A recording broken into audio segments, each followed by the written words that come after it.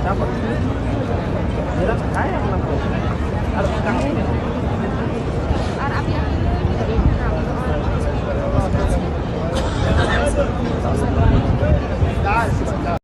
دوستو یہ دیکھیے جو یہ چھوٹی چھوٹی گاڑیاں بسیں جو آپ کو نظر آ رہی ہیں آپ دیکھ رہے ہیں یہ ان معذور اور بڑی عمر کے لوگوں کے لیے ہے کہ جو چل پھر نہیں سکتے تو سب سے اوپر کی منزل پہ یہاں سے آپ طواف کر سکتے ہیں۔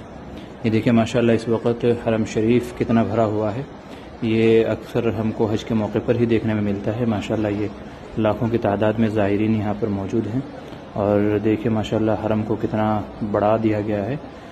یہ دیکھیں کتنا پیارا خوبصورت منظر ہے، یہ حرم کی توسیع کی گئی ہے تو دیکھیں کتنا اچھا نظر آ رہا ہے ماشاءاللہ۔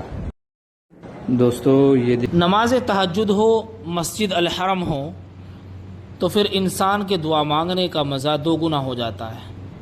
آپ اس نوجوان کو دیکھیے، اس کے دیکھنے سے یہ محسوس ہو رہا ہے کہ یہ کسی افریقی ملک کا نوجوان ہے۔ کیسے بارگاہ خداوندی میں گڑ گڑا کر رو رو کر دعائیں مانگ رہا ہے۔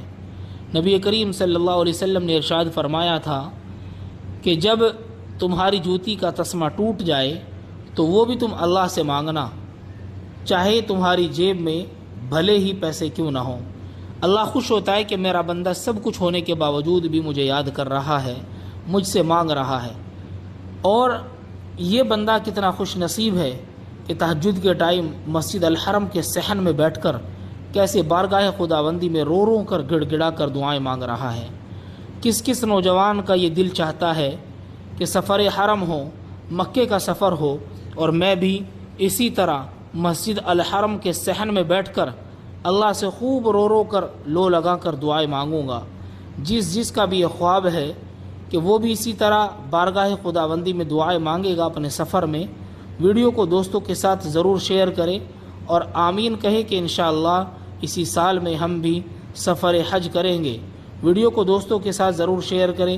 مزید ایسی انفارمیٹیو ویڈیوز کے لیے ہمارے یوٹیوب چینل کو کس وقت ہوتا ہے؟ فجر کے وقت، ظہر کے وقت، عصر کے وقت، طواف کے وقت، نماز کے وقت؟ کب؟ تو حضور نے طے کر کے بتایا۔ فرمایا 120 رحمتیں اللہ خانہ کعبہ پہ نازل فرماتے ہیں۔ یا رسول اللہ کب؟